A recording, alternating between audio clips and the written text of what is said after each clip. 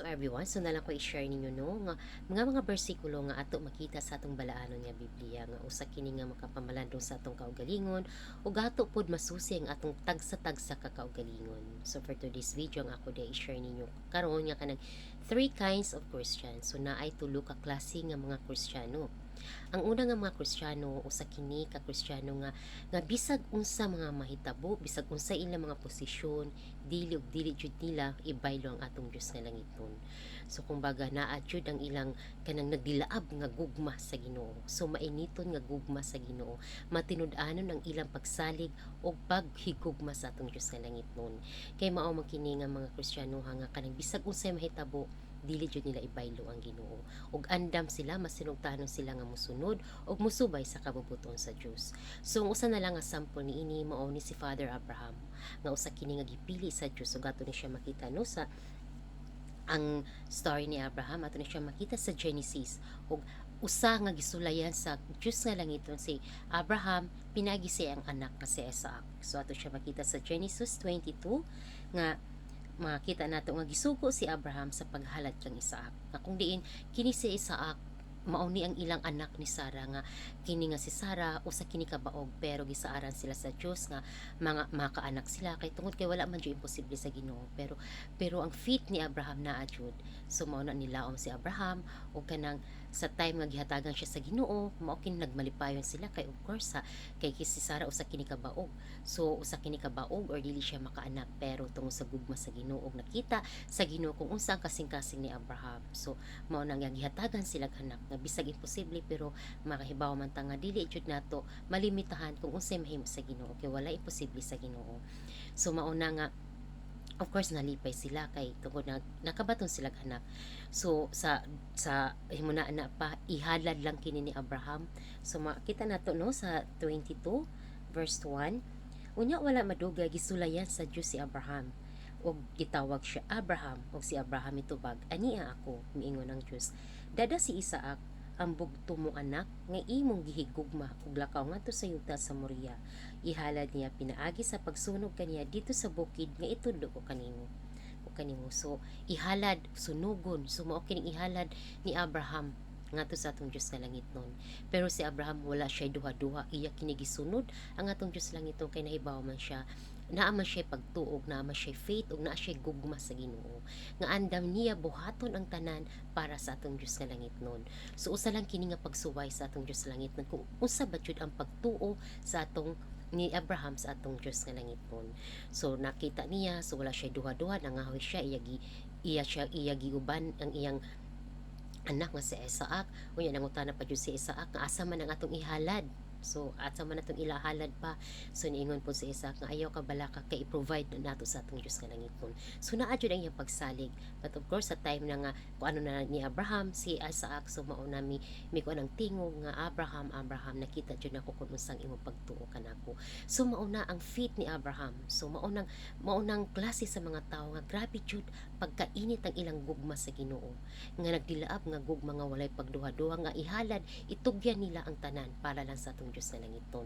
Ang ikaduha po nga example ani katong tulo nga si Sadrak, Misak ug si Abednego nga kung diin usa kini sila nga mga ulipo ni Nebukadnezar nga usa kini siya kanang hari nga kung diin gusto niya nga ang iyang mga ulipon mo kuan kanang mo luhod sa katong iyang himo nga estatwa nga bulawan.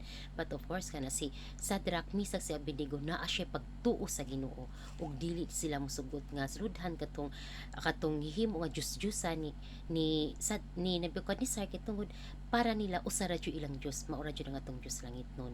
So mao katong kuan ni Nebukadnezar nga was nga dili sila moluhod ang ilang himutangan ilabay dito sila sa pugon nga nagdilaab nga kalayo. Pero katong tulo nga si Sadrak, Misak, sa Abednego wala sila nahadlok. Andam sila kanang kung ano ang kamatayon. Andam nila nga dawaton ang kamatayon aslo nga ilang nang ipakita ang gugma sa atong Dios sa langit nun. Nga dili jud sila gusto nga muluhod-ludhan katong hinimo nga ni Nebukadnezar. Pero kahibaw man sad sa na time nga gitambog sila dito sa pugon nakita jud ni Bukadnesar kung unsay nahimo sa atong Dios nga langit nun nga katong tulo wala jud na sunog, og nakita sa ni Bukadnesar nga ang atong Dios nga langit nun tinuod. So mao kini mga klase nga gugma nga bisag unsay mahitabo dili jud nila ibaylo ang Ginoo. So kita naabatan naabatan ni ini isip mga Kristiyano, nakaila kita sa Dios, so naaba kitay pagtuo nga sama ni ini nga wala tay duha-duha nga ato dawaton kung unsa manggali kining mga ato nakuanan bisag sakit basta kay kini gikan sa Dios ato kini dawaton. So usabatan ni ini nga mga Kristiyano nga naay nagdilaab nga gugma sa atong Dios nga langit nun. So mao kining una nga Kristiyano nga mao kining Kristiyano nga gikahimutan sa Ginoo. Ang ikatulo, ang ikaduha mao kining bugnang nga Kristiyano. So kining bugnang nga Kristiyano usa kini nga mga Kristiyano nga nga naka-encounter mga problema, kanang nadismaya o hinuon nakaila sila sa Ginoo. Pero ang ilang pundasyon dili pa kiniigo, mabaw ra ang ilang pundasyon. So mao na nga naalay naalay mga problema nga niabot, nawala na ang ilang pagsalig sa Ginoo ug nabugnaw na ang ilang papangutana ang Ginoo nga Lord, nagampo man unta ko nimo ngano man ni nga wala man ako nakita kung unsa wala man ako nakita ang imong paglihok. So mao na mga Kristiyano nga dili pa jud igo ang ilang pundasyon. So mao na nga once kani nga makakaog problema, madismaya ug hinahinay sila nga mobiya sa Ginoo. So hopefully nga dili ta ingon ani kay ato siya makita no usa ka example ato siya makita sa Matthew 13. So kung naa mo Biblia tan-awa kung unsa kini mga mata nga mga pagsalig. So naay naa to makita sa Matthew 13 basahan ninyo. So unsa man ta sa bata sa mainiton nga Kristiyano or naata sa mabugnaw nga Kristiyano nga gamay lang nga problema madismay ta mawad ang tagpagsalig sa Ginoo nga ato siya pa questionon nga ngano nahitabo man ni siya pa ato blamon. So hopefully nga dili tayong ana kay ang Ginoo nga atong Dios nga langitong kung naa lang nakita nga kita matinud-anon kaniya nga bisag sa mga problema dili jud ta mobiya dili jud ta niya biyaan pasagdan kay usaying nata sa problema para ipakita niya ang iyang gahom, ipakita niya kung unsa siya mulihok sa atong kinabuhi or makaproblema ta kay para naa siya ipakita sa atong kinabuhi nga atong mga sayop nga mga binuhatan nga iya tag disiplinahon kay dili niya gusto nga maadto kita sa nagdilaab nga kalayo. So kini mga problema ang Ginoo dili na mohatag og problema ang mahatag og problema katong yawa katong kaaway pero usay iya lang tapasagdan kay para usapod kini nga makapahubog nato or kanang problema nga para maipakita ang iyang gahom. So mao jud na or problema nga ikuan ang atong faith iya sukdon kung unsa ba jud ang atong pagtuo kaniya nga bisan sa mga problema dili ba ta madismay or dili ba ta mobiya kaniya. So mao na nga kung natay mga problema dili ta mawad og paglaom hinuon mudot-dot ta kaniya kay wala jud mga imposible nga dili mahimo sa Ginoo. So ang ato na lang sampulan katong si Abraham o katong tulo ka mga managhigala nga ni si Sadrak misag si Abednego. So nakita jud nila kung unsa mulihok ang Ginoo sa ilang kinabuhi. So ang pinakadelikado nga Kristiyano ang ikatulo mao kining lukewarm Christian. So katong mao ning Kristiyano nga dili init ug dili pud bugnaw. So ngano man delikado man kini kay mao kini mga Kristiyano nga isuka or iluwa sa Ginoo. Ato ni siya makita sa gipadayag 3 verse 15 to 19 nga nagaingon nga ri.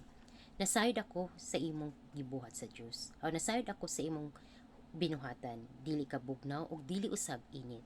Gusto ko unta nga bugnaw ka na lang gayud o init bahinuon.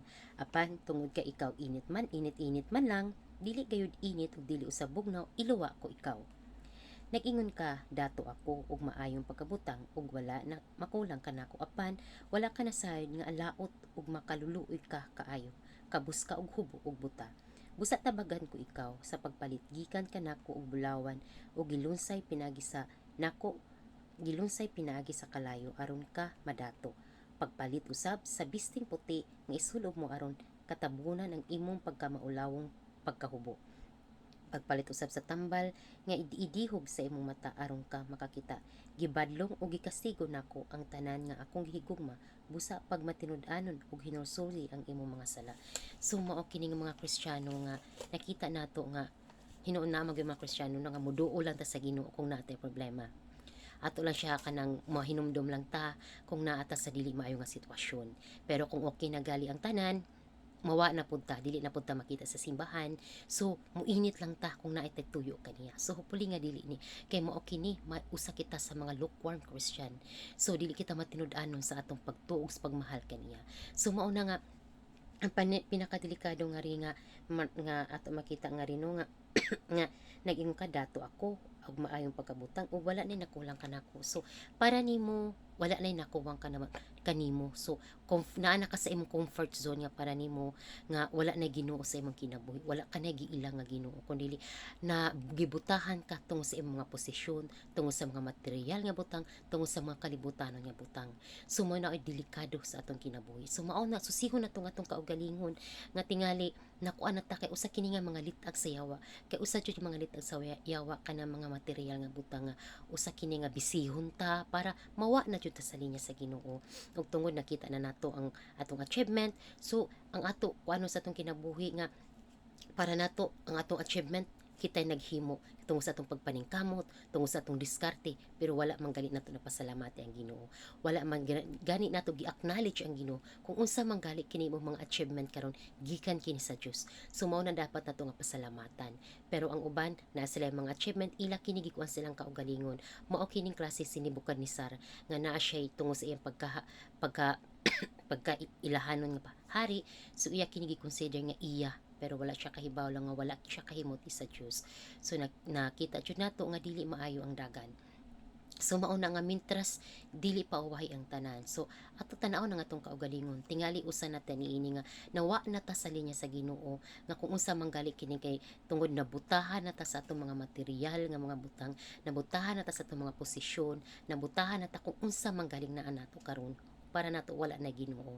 So mao na nga magmampingon kita sa atong kaugalingon mintras dili pa huway ang tanan. Kaya nga atong Dios lang ito nakaila siya kanato ug dili niya gusto nga kita mawala kaniya. So mao kini mga problema usa kini kapag disiplina kaniya para mo balik kita kaniya. So hopefully nga dili ta mahimong lukewarm Christian nga mo nga wala na kita giila sa Ginoo or mungadto lang ta sa Ginoo kung natay tuyo. Kung wala gani di manggali ta ka mao mo pasalamat. Kanang naa manggali ihatag niya kanato nga mga grasya ato kini acknowledge nga gikan nato which is kini gikan sa Dios. So mao na tanan yung mga achievement nga naa nimo ato kini tugyan ug ato kini ipasidungog sa Ginoo kay kining tanan gikan sa Dios. Dili mahimo tang mainiton nga para nato dili ta maato ikuan ang Ginoo nga wala koy mahimo Lord kung wala ikaw. Wala ko'y mahikinitanan na Lord gikan kini kanimo. Sumo ka ng mga Kristiyano nga kanunay nga nagdepende sa Ginoo. So hopefully usa kita niini. Ato jud kanunay nga suryo ng atong kaugalingon kay para dili kita mahapunta dito sa nagdilab kalayo. Mitras dili pa uwahi ang tanan. Kay once gali nga mawa na taning kalibutan, wala na jud ta, wala na jud chance nga bag-ohon ang imong kung asa manggali imong ruta kay mao ni atong ruta either impyerno or langit. So mao na nga magpaningkamotong kita sa atong kaugalingon kay para mahiadto kita sa kinabuhi nga walay katapusan mao katong langit. So mao jud na nga ikaw kanang kaigsunan ko ni Kristo asa man ka o kay nakaila ka sa Ginoo. Pero nakita ba sa Ginoo ang imong mga binuhatan? Bisan tuod nga maingon kang mosimba ka pero wala may transformation. So kinahanglan kung moingon ka nga Kristiyano ka, nakita ang transformation sa imong kaugalingon. Nga naay nakita nga usa nga kinaiya sa atong Ginoong Hesukristo.